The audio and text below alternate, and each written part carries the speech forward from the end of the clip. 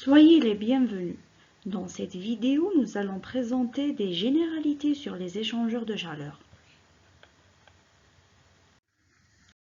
Commençons par une définition sur les échangeurs de chaleur. Alors, un échangeur de chaleur est un système qui permet de transférer l'énergie entre deux fluides en des températures différentes sans les mélanger. Cette transmission de la chaleur se fait du fluide chaud vers le fluide froid. Ils sont nommés des fluides caloporteurs. Les fluides peuvent conserver leur état physique, liquide ou gazeux, ou se présenter successivement sous les deux phases, changement de phase. C'est le cas des condenseurs, évaporateurs, bouilleurs ou des tours de refroidissement. Un échangeur est rarement constitué d'un seul tube. En général, on a une multitude d'éléments, un ensemble de tubes ou de plaques, etc. Il existe plusieurs critères de classement des différents types d'échangeurs. Énumérons les principaux. Premièrement, classement technologique. Les principaux types d'échangeurs rencontrés sont les suivants. À tube, monotube, coaxiaux ou multitubulaires. À plaque, à surface primaire ou à surface secondaire. Autres types, par exemple à contact direct, à caloduc ou à lit fluidisé, à un seul fluide, etc. Deuxièmement, classement suivant le mode de transfert de chaleur. Les trois modes de transfert de chaleur, par conduction, convection et rayonnement, sont couplés dans la plupart des applications. Chambre de combustion, récupération sur les fumées, etc. Il y a souvent un mode de transfert prédominant pour tous échangeurs avec transfert de chaleur à travers une paroi. La conduction intervient. Troisièmement, classement suivant le régime de fonctionnement. Suivant qu'il y a ou non stockage de chaleur, on définit un fonctionnement en récupérateur ou en régénérateur de chaleur. Premièrement, transfert sans stockage, donc en récupérateur avec deux ou un passage et un écoulement en général continu. Deuxièmement, transfert avec stockage, donc en régénérateur avec un seul passage et un écoulement intermittent, la matrice de stockage étant statique ou dynamique.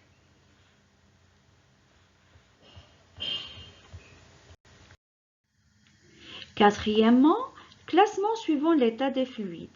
Alors le passage des fluides dans l'échangeur peut s'effectuer avec ou sans changement de phase. On rencontre alors les différents cas suivants. Les deux fluides ont un écoulement monophasique. Pour un écoulement biphasique, il y a deux catégories. La première, pour un seul fluide, présente un changement de phase, cas des évaporateurs ou des condenseurs. Deuxième catégorie, les deux fluides présentent un changement de phase, cas des évapocondenseurs. Cinquièmement, classement suivant la compacité de l'échangeur. La compacité est définie par le rapport de l'air de la surface d'échange au volume de l'échangeur. Sixièmement et finalement, classement suivant la nature du matériau de la paroi d'échange. On retient deux types de parois. Première, échangeur métallique en acier ou en cuivre, en aluminium ou matériaux spéciaux comme les superalliages, les métaux ou alliages réfractaires. Les échangeurs non métalliques en plastique ou bien en céramique ou en graphite ou en verre, etc. Quel choix proposer? Le choix d'un échangeur de chaleur pour une application donnée dépend de nombreux paramètres. Les propriétés physiques des fluides, leur agressivité, les températures ainsi que les pressions de service. Les contraintes d'encombrement et de maintenance doivent aussi être prises en compte, ainsi que les considérations économiques. En fonction de ces différents paramètres, les thermiciens ont sélectionné la meilleure technologie d'échange thermique spécifiquement adaptée à l'application et à la maîtrise. Les types d'échangeurs thermiques les plus communément utilisés sont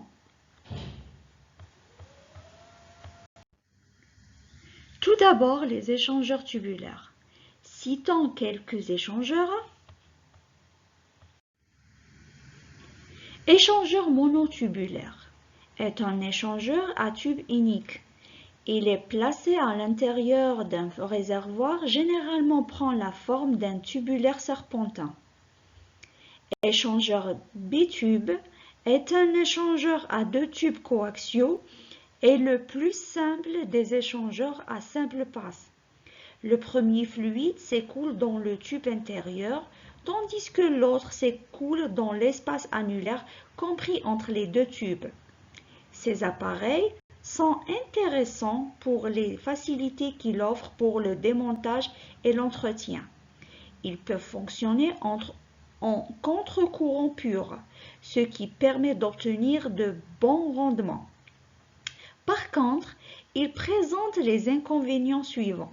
Risque de fuite au raccord, flexion du tube intérieur si la longueur est importante, surface d'échange faible. Cet échangeur convient aux produits sales pour des débits faibles, des températures et des pressions élevées pour les liquides visqueux.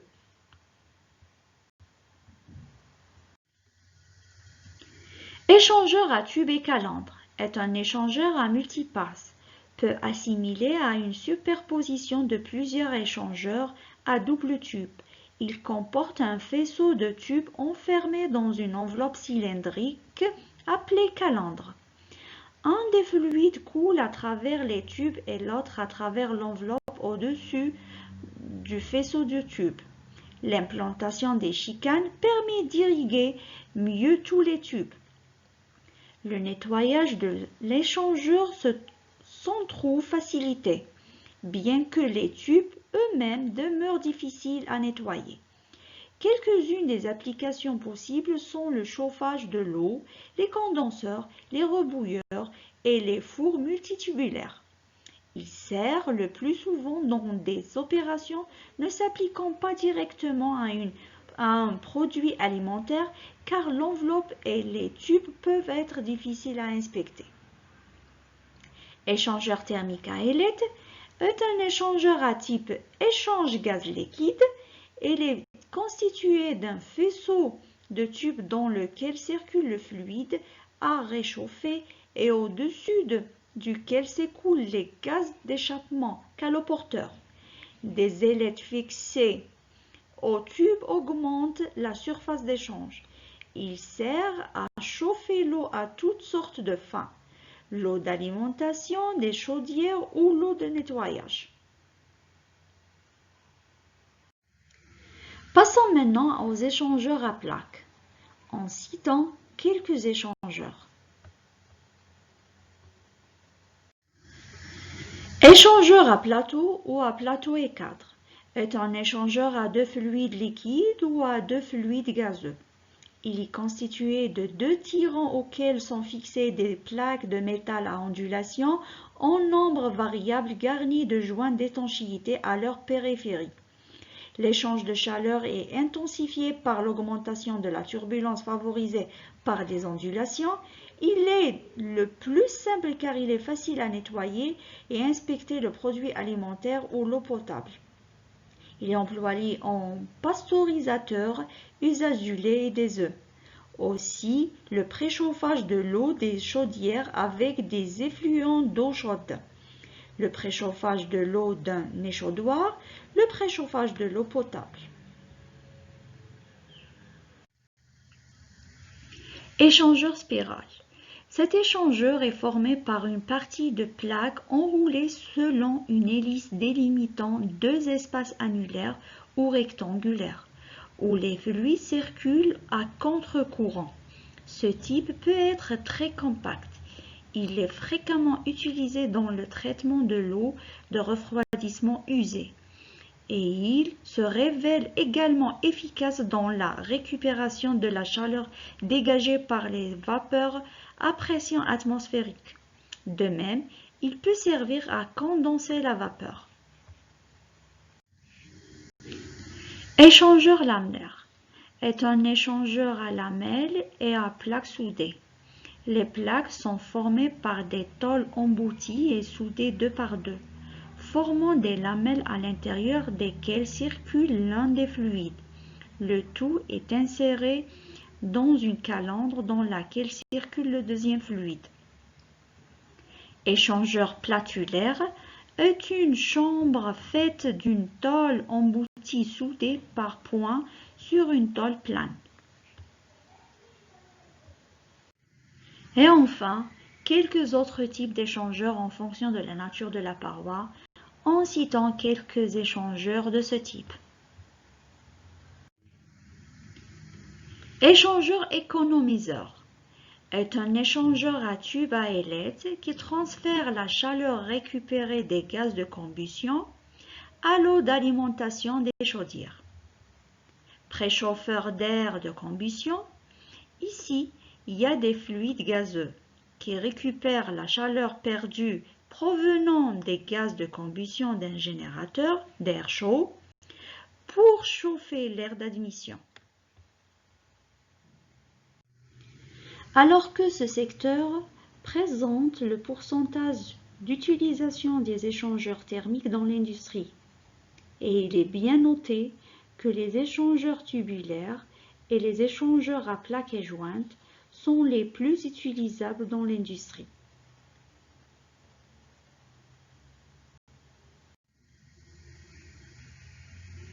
Merci pour votre attention.